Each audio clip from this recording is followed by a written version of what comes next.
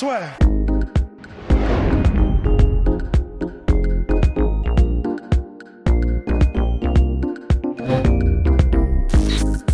Bien bonjour à toutes et à tous et bienvenue dans le podcast La Sueur. Rust n'a toujours pas mis ses écouteurs, mais il ne va pas tarder à Ah ouais, non, mais là, c'est la guerre des puces. C'est la guerre des puces, oui. Rust est victime d'une invasion pour manque d'hygiène parce qu'il a fait beaucoup trop de salles ces dernières semaines et là, il en paye le prix.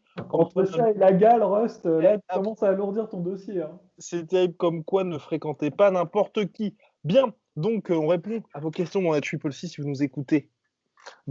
Sur toutes les plateformes audio, donc Apple Podcast, Google Podcast et j'en passe, n'hésitez pas à nous mettre les 5 étoiles et surtout, vous pouvez répondre sur, par mail podcast@lassueur.com ou par message sur Instagram @lassueur. Et si vous nous écoutez, vous nous regardez sur YouTube, eh bien un petit commentaire, c'est parfait. Bien, question d'Alan. Bonjour l'équipe, super boulot, vous régalez, sauf quand vous parlez mal de John Jones.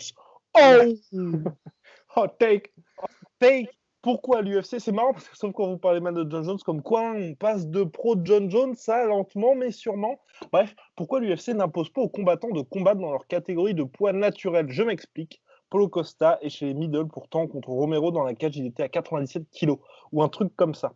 Normalement, il aurait dû être chez les heavyweight. Je pense que ce serait juste que tous les combattants combattent dans leur catégorie de poids naturel. Grosse force à vous, vous assurez, Alan. Bon, on avait plus ou moins commencé à répondre à cette question dans le podcast précédent, mais c'est vrai qu'Alan apporte une nouvelle piste finalement de réflexion. Bah, c'est vrai, mais c'est plus ou moins ce qu'on avait dit. Complètement, je retire ce que j'ai dit.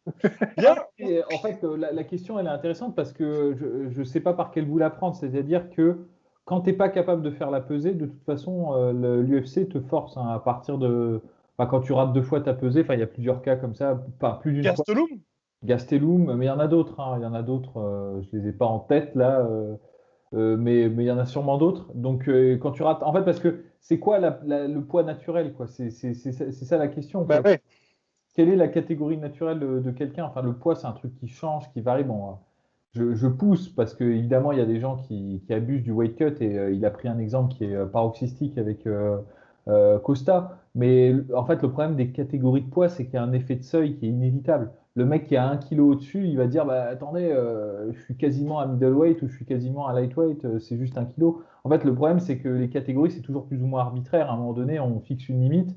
Et tu as des gens qui se retrouvent un peu entre deux catégories ou alors qui peuvent faire l'effort de descendre. Donc à partir du moment où tu rates pas ta pesée, moi je vois pas pourquoi est-ce que tu forcerais quelqu'un. C'est jouer avec, c'est abuser un peu du système, mais de toute façon, tu t'en payes les conséquences, hein, parce que si tu es complètement cramé le jour de ton combat parce que tu as fait ta pesée, parce que tu as abusé sur ton weight cutting, tu t'en fais les frais. Je pense qu'il faut pas forcer les choses, hein, naturellement, les gens vont pas trop abuser, je pense.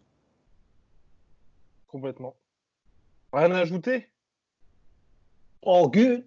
All good. Eh bien, question de question de crack, c'est bon, je l'ai, messieurs. Mais après, il y a un pseudo, ouais. Bon.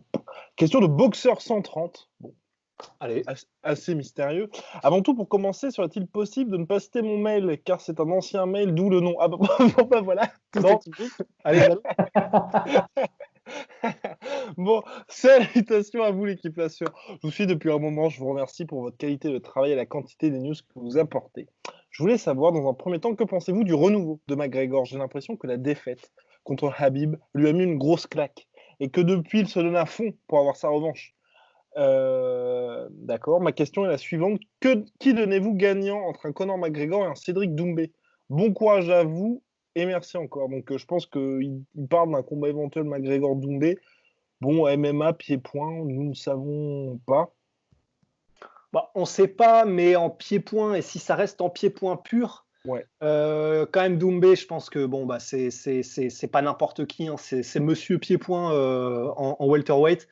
Donc honnêtement, ouais. Après il y aura l'adaptation avec les petits gants de 4 onces qui serait intéressant pour Doumbé et on ne sait pas ce que ça donnerait. Après, comme il a un style qui de toute façon ne repose pas sur des grosses moufles, la tortue et on avance, et donc un style qui en plus de ça se marierait bien avec le MMA. Bon, voilà. Disons, si ça reste debout, évidemment, je mets Doumbé personnellement. Après, si ça va, si Conor décide de mettre Doumbé au sol, la question c'est est-ce que Conor peut mettre quelqu'un Ouais, au sol? Il l'a déjà fait au Cage Warrior, il l'a déjà complètement. fait, mais ça fait Super longtemps que ça... timing sur notre cher Ivan Bushinger, d'ailleurs. Absolument. Oula, oula, oula, Oh oula, là, oula, pardon. bijou. Donc voilà, Mais notre cher Polydomso, quand même, une ouais, analyse sur ce combat. Que veut Cédric Doumbé, d'ailleurs? ah bah ça, tout le monde le veut. Non, mais je peux rien ajouter. Enfin, c'est pas très original ce que je vais dire, mais en MMA, Conor McGregor, en kickboxing, Doumbé, quoi. C'est évident. Enfin, dire, bon. Doumbé s'entraîne beaucoup en MMA, mais là pour le moment c'est l'inconnu. On ne sait pas ce qu'il vaut. Alors que bon, on peut dire tout ce qu'on veut sur Conor McGregor, il est rompu en MMA, quoi. C'est son truc. Et pareil en kickboxing. Bon, faut pas abuser non plus, quoi. Ouais. C'est des sports différents et bon, je pense que il y aurait pas photo, quoi. Un mec qui est capable de battre successivement Nicky Holzken, Grunhardt, Nabiev. Nabiev, voilà. Enfin, je veux dire, bon, même Tongchai et tout. Enfin, je veux dire, c'est un cador, Doumbé. Pas reconnu à sa juste valeur, hélas, parce que c'est du kickboxing. Ouais. Et ouais, c'est ce qui se fait de tout mieux là récemment en kickboxing. Donc voilà. Mais cela dit, bon là, je pense que j'enfonce des grosses portes ouvertes, mais je pense que quand même, il a beaucoup, bon, évidemment, je pense plus de chances de gagner et en kickboxing et en MMA Doumbé, mais je pense qu'il peut avoir une bonne chance de remporter, même en MMA, un combat contre Conor. Je pense que ça peut se faire. Dans quelques temps, quand même, parce que McGregor, mine de rien, c'est quand même un des meilleurs au monde en lightweight. C'est pas la même catégorie non plus. Ouais, mais je veux dire, sur quoi on se base? Parce que c'est pas la même catégorie, mais il cut presque pas, Doumbé. Ouais, ouais, il cut quasiment pas. Et puis honnêtement, bah, en MMA, on dit là comme ça que ouais, mais le MMA, c'est Conor et c'est Conor qui s'y connaît, c'est son sport, etc. Mais d'un autre côté, c'est son sport, oui, mais là où il excelle, c'est debout. C'est très rare qu'il amène lui-même le combat au sol, donc il y a de grandes chances que ça se déroule debout. Et debout, quand même, je pense que c'est Doumbé. Donc, même en MMA, je me dis, Doumbé pour moi, il y a des trucs des gants, et puis même, tu sais, tout ce que tu peux apporter comme menace aussi éventuelle, parce que je pense qu'aujourd'hui, même si Doumbé a équé et tout, ce il n'a pas toute d'expérience en MMA, tu sais, exactement, c'est ça. Là où je rejoins Ross, c'est qu'évidemment, tout est, comme ces deux strikers, tout est possible. Enfin, je veux dire, t'as plus souvent le cas où tu as un striker qui est un peu moins bon qui arrive à battre un striker qui sur le papier est meilleur que par exemple un grappleur qui est nul et qui arrive à battre un mec qui est vainqueur de la DCC en dessous. C'est quand même rarissime. Et donc je pense qu'effectivement, comme ces deux strikers, il y a toujours moyen, même en MMA. Après tout, c'est Ray Mercier qui avait foutu KO Team Sylvia Ray Mercier, en MMA. Donc ça peut arriver effectivement, mais bon quand même, si j'avais un pari à prendre, là dans les circonstances actuelles, je parierais quand même plus sur McGregor en combat de MMA parce que ouais, comme le dit Guillaume, il y a tout un tas de menaces qui peuvent avoir lieu et puis c'est pas exactement la même distance, pas exactement le même timing, pas exactement les mêmes bases, même si je conviens et je suis d'accord avec Russ, on en a parlé longuement. Doumbé, c'est peut-être celui des kickboxers actuels qui a le moins de taf à faire pour adapter son striking au MMA, je pense. Il a déjà un style qui s'y prête plutôt bien. Néanmoins, quand même, là, faut quand même reconnaître qu'il a un peu plus d'expérience, le McGregor. Un petit peu, et puis il est pas mauvais quand même. Ouais. Alors, question sur la team, j'espère que vous allez bien. Un grand merci pour vos podcasts riches d'informations, de recommandations, de blagues subtiles et de débordements obscurs, souvent signés par le même protagoniste, Monsieur Polydomso. Tous les regards mènent à vous. Vous m'informez, me cultivez et me donnez le smile en ces temps difficiles. Question officieuse, quelle anecdote se cache derrière le nom? La sueur. Rien, enfin, en soi, pas spécial. C'était juste pour avoir un nom sympathique autour du sport, quoi. Question officielle. Quel est le combat, un peu décevant comme réponse? Parce que le copyright de sport.fr, il était déjà pris, en fait. Voilà, c'est ça.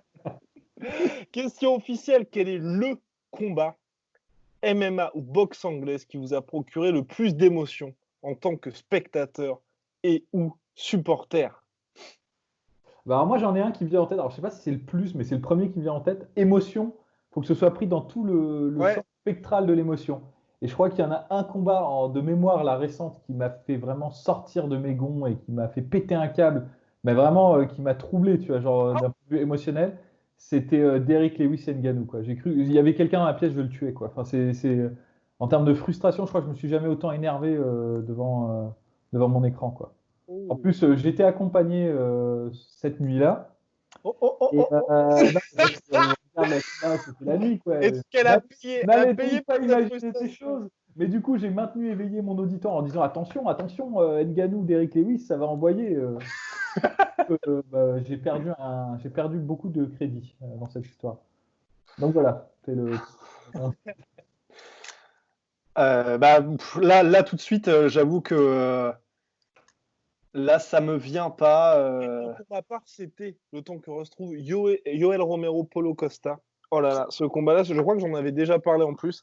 Donc, nous avions la chance avec la sueur d'être présents justement au Honda Center de Anaheim. Et je me suis surpris à trembler, mais comme très, très, très, très rarement. Et au début du combat, j'ai fait Guillaume, respire, calme-toi, parce que c'est qu'un combat, mine de rien. Et pendant l'ensemble des 3 ans, parce que vous le savez, j'apprécie particulièrement Yoel Romero, mais j'aime aussi Paulo Costa. Donc, c'est ce genre de combat où vous dites, faut que ça se termine, mais pas mal pour l'un des deux. Et donc, pendant toutes les 15 minutes, dès qu'il se passait quelque chose, c'était j'ai fini, j'étais en nage. Et vraiment, je me suis dit, bon, là, faut quand même redescendre et puis un petit peu ménager ses émotions parce que ça va pas le faire. Donc voilà, c'était un peu le dernier où ça a été la folie. En fait, de mon côté, je vais tricher un petit peu parce qu'en fait, en réalité, là, les souvenirs où j'ai été le plus émotionné. Oula. Vous voyez, ça me met encore dans tous mes états. Ce bafouillage sur moi, quoi. J'aurais dû enchaîner et pas laisser de blanc, putain. Oh, l'erreur d'amateur. C'est coupé pour ta course. J'ai fait le rachat d'Evans, mais verbalement là. Non, mais en gros, ce qui m'a vraiment mis dans tous mes états émotionnellement, c'est même pas le combat en lui-même, mais c'est qu'en gros, il y a plusieurs fois où, parce que bon, je suis arrivé sur la fin de la carrière de Fedor, et je suis arrivé au moment où il commençait à se prendre vraiment des défaites. Et je me souviens que, en gros, j'avais pas encore Internet full blast, et à ce moment-là, je pouvais ne connaître le résultat que le lendemain, parce que je savais même pas comment faire les streamings, les machins. Et en gros, streaming légal, bien entendu. Sur l'UFC Fight Pass et toutes les plateformes. Surtout avec Fedor. Mais du coup, à l'époque. OM1. Ouais, mais c'était plutôt Strikeforce à l'époque. Du coup, c'était. Non, on essaye de justement. Ah oui, pardon. Oui, bien sûr, évidemment. Putain, ça a mis du temps à toquer. Mais et en gros, ce qui me provoquait énormément d'émotion, il y avait un rush en fait. C'était un espèce de shoot où je regardais sur mon portable et pendant que la page de chargement de son Wikipédia se chargeait, j'étais en mode allez, putain, allez Fedor. Et quand je voyais le rouge, j'étais en mode putain. Et en gros, le lendemain, du coup, je voyais le rouge en espérant le vert et j'en pouvais plus. Et en plus, du coup, je fais merde, KO, putain. Et en gros, j'avais des décharges comme ça et après, ma journée était foutue, quoi. Donc voilà, ça c'était mes souvenirs. Parce qu'après, il y a plein de combats qui ont excité à mort et on en a parlé, les Gustafsson, Jones, on a parlé de plein de combats, mais c'est vrai que voilà, je triche un peu, mais ça m'a donné beaucoup d'émotions. Nous n'oublions pas non plus, mon cher Russ, le fameux Conor McGregor, José Aldo, que vous avez vécu dans des conditions particulières. Alors, c'est marrant parce qu'en plus, ça se rapproche un petit peu de l'anecdote de Polydomso, même putain, étrangement d'ailleurs. J'ai été accompagné aussi ce soir-là, mais pas du tout par une galante dame, c'était avec des potes, parce qu'en gros, et attention, je leur avais fait payer le pay-per-view. Et en gros, déjà, ils étaient en mode ah ouais, c'est sympa le MMA, ouais, c'est qui, c'est machin, super, Georges Saint-Pierre, c'est ça, ouais, super. Il y a Conor, bien sûr, ouais, ok, il combat ce soir. Ah bon, on va voir. Et du coup, j'aurais dit non mais les gars, on partage, vous serez pas déçus, c'est Conor José Aldo, ça va être une explosion de saveurs, tout ça. Et je sais plus quel combat il y avait avant, je sais qu'il y avait un combat en middleweight. Rockhold Weidman, qui était un bon combat, mais ils n'étaient pas hyper chauds, impressionnés, parce que c'était un bon combat, mais disons, C'était un combat où il y avait de la fatigue de la part de Rockhold, et puis il a fait une erreur. C'était pas ultra high, fast-paced en fait. Et ils étaient déjà tous à moitié morts parce que, bah, évidemment, en plus, c'était à 4 heures du mat, même peut-être un peu plus. Et vraiment, ils commençaient à avoir la flemme. C'est-à-dire que bah, ils n'étaient pas dedans à fond. Ils avaient envie de dormir et machin. Et là, du coup, je les réveille, ceux qui étaient là, ceux qui étaient déjà en train de baver sur le canapé. Ah putain, c'est bon, c'est Connor, on y va, etc. Et donc, il arrive, il y a le truc, il y a tout les entrées, les machins, et Bruce Buffer qui commence à mettre l'ambiance. Et ça commence, ça se finit. Et là, ils ont même pas eu le temps de se chauffer. En fait, ils sont en mode, alors, bah, c'est ça, le fameux McGregor, du coup. D'accord. Donc là, c'est fini, là. D'accord. Et en gros, bah, déjà, comment dire, au-delà du fait qu'on avait partagé le pay-per-view, je pense que vraiment, à partir de ce moment-là, ils n'ont apporté aucune crédibilité à ce que je leur racontais à propos du sport. Et McGregor, et ben maintenant, ça les excite pas plus que ça, en fait. Ça a tenu à cette anecdote-là, cette expérience. Donc, c'était plutôt vraiment ce qu'on appelle un Pourtant, cock-blocking. c'est l'acmé de sa carrière à Conor McGregor. Hein, Bah ouais, mais bon, c'est vrai que bah, pour quelqu'un qui n'était pas dedans et qui ne se rendait pas compte que 13 secondes, c'est fou. Même moi, j'étais dégoûté en vrai, hein, parce que j'étais en mode putain, mais on l'attend depuis je sais pas combien de mois et on n'a rien eu. C'est énorme parce que c'est légendaire, mais on n'a rien eu, quoi. Et donc, c'était assez terrible, en fait, comme image. Un moment de merde. Moi, je vais partager quand même un peu, terminer sur une note positive avec mon second choix, parce que bon, moi j'ai pris un choix négatif, donc forcément c'est pas cool. Mais en plus, c'est un truc que je partage avec Rust et avec Arthur Kishenko qui était juste à côté de nous d'ailleurs. Ah oui, c'est vrai. Et Guillaume, mais Guillaume était occupé parce que c'était un monsieur sérieux qui travaille, qui avait du boulot à ce moment-là. Et c'est la fameuse victoire par KO de Doumbé d'ailleurs contre Nabiev.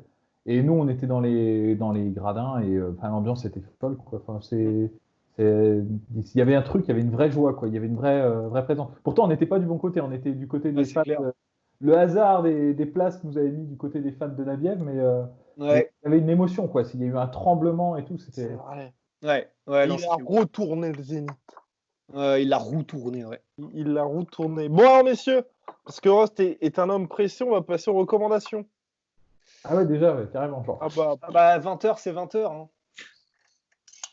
Recommandation, écoutez, allez-y, je vais réfléchir à la mienne. Alors moi, Reco Combat, je me suis refait quelques combats et puis même j'ai vu une vidéo, ce petit documentaire d'un mec qui a fait un highlight dessus.